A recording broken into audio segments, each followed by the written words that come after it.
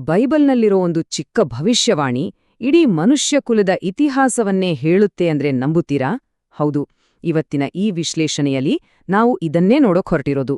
ನಮ್ಮ ಸಮಯದ ಬಗ್ಗೆ ಇರೋ ಕಲ್ಪನೆಯನ್ನೇ ಬದಲಾಯಿಸೋ ಒಂದು ಅದ್ಭುತ ಕಾಲರೇಖೆಯ ಬಗ್ಗೆ ತಿಳಿಯೋಣ. ಹಾಗಾದ್ರೆ ಈ ಕುತೂಹಲಕಾರಿ ಭವಿಷ್ಯವಾಣಿಯನ್ನ ನಾವು ಹೇಗೆ ಅರ್ಥ ಮಾಡಿಕೊಳ್ಳೋದು ಅಂತ ನೋಡೋಣ. ಮೊದಲು 3 ದಿನಗಳ ಪ್ರವಾದನೆ ಅಂದ್ರೇನು ಅಂತ ಶುರು ಮಾಡೋಣ. ಆಮೇಲೆ ಅದು ಹೇಗೆ ಒಂದು ದೊಡ್ಡ ಅಂದ್ರೆ 7,000 ವರ್ಷಗಳ ಕಾಲರೇಖೆಯಾಗಿ ಬದಲಾಗತ್ತೆ ಅಂತ ನೋಡಿ. ಕೊನೆಗೆ ಮದುವೆಯ ಔತಣದಲ್ಲಿ ಹೇಗೆ ಎಲ್ಲವೂ ಪೂರ್ಣಗೊಳ್ಳುತ್ತೆ ಅಂತ ತಿಳಿಯೋಣ.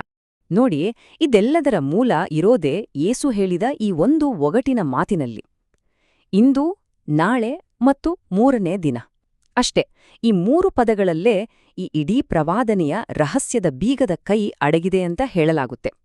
ಹಾಗಾದ್ರೆ ಒಂದು ಪ್ರಶ್ನೆ ಬರುತ್ತೆ. ಈ 3 ದಿನಗಳು ಅನ್ನೋದು ನಿಜವಾಗ್ಲೂ ಬರೀ 3 ದಿನಗಳಾ? ಅಥವಾ ಇದು ಇಡೀ ಮನುಷ್ಯರ ಇತಿಹಾಸವನ್ನೇ ತೋರಿಸೋ ಒಂದು ಸಾಂಕೇತಿಕ ನಕ್ಷೆನಾ? ಮೂಲ ಗ್ರಂಥದಲ್ಲಿ ಹೇಳಿರೋ ಈ ಚೌಕಟ್ಟಿನ ಪ್ರಕಾರ ಈ ಪ್ರವಾದನೆಯನ್ನ ಒಂದು ದೊಡ್ಡ ಕಾಲರೇಖೆಯಾಗಿಯೇ ನೋಡಬೇಕು. ಸರಿ, ಹಾಗಾದ್ರೆ ಒಂದು ಸಣ್ಣ ವಾಕ್ಯ ಇಷ್ಟೊಂದು ದೊಡ್ಡ ಕಾಲರೇಖೆಯಾಗಿ ಹೇಗೆ ಬದಲಾಗುತ್ತೆ? ಬನ್ನಿ, ನಮ್ಮ ಮೊದಲ ಭಾಗದಲ್ಲಿ ಈ ರಹಸ್ಯದ ಪದರಗಳನ್ನ ಒಂದೊಂದಾಗಿ ಬಿಡಿಸೋಣ. ಇಲ್ಲಿ ಒಂದು ಮುಖ್ಯವಾದ ವಿಷಯವನ್ನ ಗಮನಿಸಬೇಕು. ಯೇಸು ಹೇಳಿದ ಇಂದು, ನಾಳೆ ಮತ್ತು 3ನೇ ದಿನ ಅನ್ನೋದು ಅಕ್ಷರಶಃ ದಿನಗಳಲ್ಲವಂತೆ.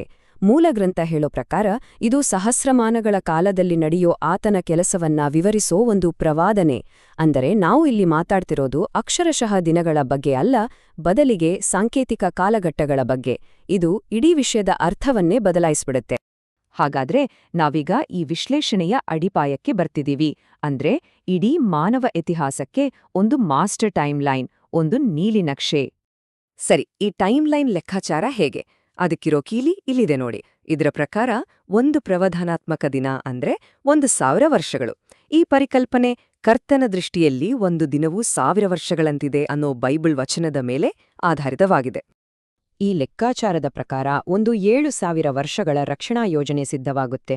ನೋಡಿ, ಆದಾಮ್ನಿಂದ ಶುರುವಾಗಿ ಅಬ್ರಹಾಮ, ಯೇಸುವಿನ ಆಗಮನ, ಚರ್ಚ್ ಯುಗ, ಕೊನೆಗೆ ಮೊದಲಗಿತ್ತಿ ಸಿದ್ಧಳಾಗೋದು ಮತ್ತು 1,000 ವರ್ಷಗಳ ಸ್ಯಾಬಟ್, ಇದು ಸೃಷ್ಟಿಯ 7 ದಿನಗಳಿಗೆ ತಾಳೆಯಾಗುತ್ತೆ ಅನ್ನೋದು ಇಲ್ಲಿನ ವಾದ. ಈಗ ಯೇಸು ಹೇಳಿದ ಆ 3 ದಿನಗಳಲ್ಲಿ ಮೊದಲನೇ ದಿನ ಅಂದ್ರೆ ಇಂದು ಅನ್ನೋದರ ಅರ್ಥವನ್ನ ನೋಡೋಣ. ಇದು 4ನೇ ಸಹಸ್ರಮಾನಕ್ಕೆ ಸಂಬಂಧಿಸಿದ್ದು. ಇಲ್ನೋಡಿ, ಒಂದು ಅದ್ಭುತ ಹೋಲಿಕೆ ಇದೆ. ಸೃಷ್ಟಿಯ 4ನೇ ದಿನ ದೇವರು ಭೂಮಿಗೆ ಬೆಳಕು ಕೊಡೋಕೆ ಸೂರ್ಯ, ಚಂದ್ರ, ನಕ್ಷತ್ರಗಳನ್ನ ಸೃಷ್ಟಿಸ್ತಾನೆ. ಅದೇ ರೀತಿ ಮಾನವ ಇತಿಹಾಸದ 4ನೇ ಸಹಸ್ರಮಾನದಲ್ಲಿ ನಿಜವಾದ ಬೆಳಕು ಅಂತ ಕರೆಯಲ್ಪಡೋ ಯೇಸು ಕತ್ತಲಲ್ಲಿದ್ದ ಜಗತ್ತಿಗೆ ಬರ್ತಾನೆ. ಇದಕ್ಕೆ ಪೂರಕವಾಗಿ ಯೋಹಾನನ ಸುವಾರ್ತೆಯಲ್ಲಿ ಹೀಗೆ ಹೇಳಲಾಗಿದೆ: ಆ ನಿಜವಾದ ಬೆಳಕು ಲೋಕಕ್ಕೆ ಬರುತ್ತಾ ಪ್ರತಿಯೊಬ್ಬ ಮನುಷ್ಯನಿಗೆ ಬೆಳಕನ್ನು ಕೊಡುತ್ತಿತ್ತು.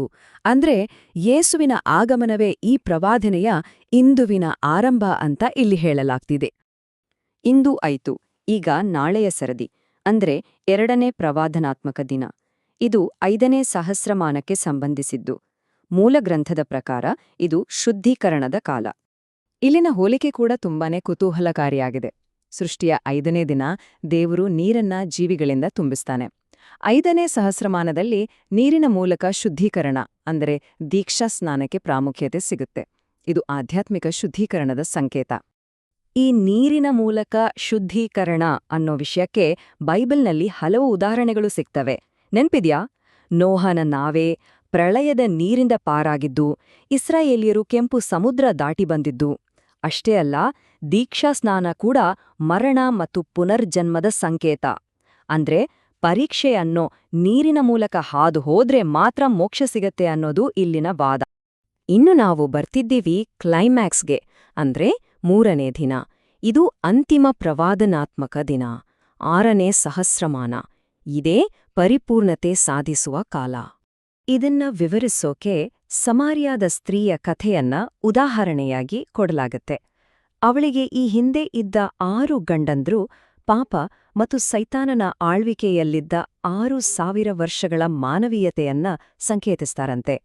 7ನೇಯವನಾಗಿ ಬರೋ ಯೇಸುವೆ ನಿಜವಾದ ಅಂತಿಮ ಪತಿ ಅನ್ನೋದು ಇಲ್ಲಿನ ಸಾಂಕೇತಿಕ ಅರ್ಥ.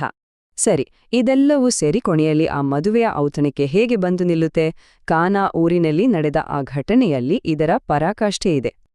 ನೆನಪಿಸಿಕೊಳ್ಳಿ, ಕಾನಾ ಊರಿನ ಮದುವೆ ನಡೆಯೋದು 3ನೇ ದಿನ.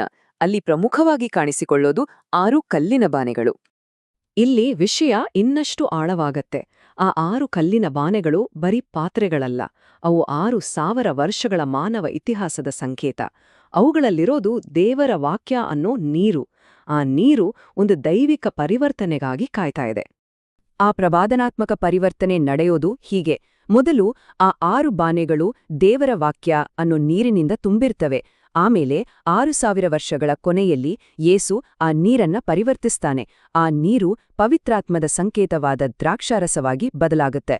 ಇದು ಮೊದಲ ಪುನರುತ್ಥಾನವನ್ನ ಸೂಚಿಸುತ್ತೆ ಅಂತ ಹೇಳಲಾಗುತ್ತೆ. ನೀರು ದ್ರಾಕ್ಷರಸವಾದಾಗ ಅದರರ್ಥ ಮೊದಲಗಿತ್ತಿ ಸಿದ್ಧಳಾಗಿದ್ದಾಳೆ, ಕುರಿಮರಿಯ ಮದುವೆ ಶುರುವಾಗಬಹುದು ಅಂತ. ಪ್ರಕಟಣೆ ಪುಸ್ತಕದಲ್ಲಿ ಹೇಳಿದ ಹಾಗೆ ನಾವು ಸಂತೋಷಪಟ್ಟು ಉಲ್ಲಾಸದಿಂದ ಆತನನ್ನು ಮಹಿಮೆಪಡಿಸೋಣ, ಯಾಕಂದರೆ ಕುರಿಮರಿಯ ಮದುವೆಯು ಬಂದಿದೆ, ಆತನ ಮೊದಲಗಿತ್ತಿಯು ತನ್ನನ್ನು ಸಿದ್ಧ ಮಾಡಿಕೊಂಡಿದ್ದಾಳೆ. ಮೂಲ ಗ್ರಂಥದ ವಾದದ ಪ್ರಕಾರ 6ನೇ ದಿನ ಅಂದ್ರೆ 6,000 ವರ್ಷಗಳು ಮುಗಿಯೋ ಹಂತಕ್ಕೆ ಬಂದಿವೆ. ಹಾಗಾದ್ರೆ ನಮ್ಮನ್ನೊಂದು ಆಳವಾದ ಪ್ರಶ್ನೆ ಕಾಡುತ್ತೆ. ಅತ್ಯುತ್ತಮ ದ್ರಾಕ್ಷಾರಸವನ್ನ ಕೊನೆಗೆ ಉಳಿಸ್ಕೊಳ್ಳಲಾಗಿದೆ ಅನ್ನೋದ್ರ ಅರ್ಥ ಏನು? ಬಹುಶಃ ಈ ಕಾಲರೇಖೆ ನಮ್ಮ ವರ್ತಮಾನದ ಬಗ್ಗೆ ಏನನ್ನೋ ಹೇಳೋಕೆ ಪ್ರಯತ್ನಿಸ್ತಿದೆಯೇನೋ? ನಿಜಕ್ಕೂ ಯೋಚಿಸ್ಬೇಕಾದ ವಿಷಯ.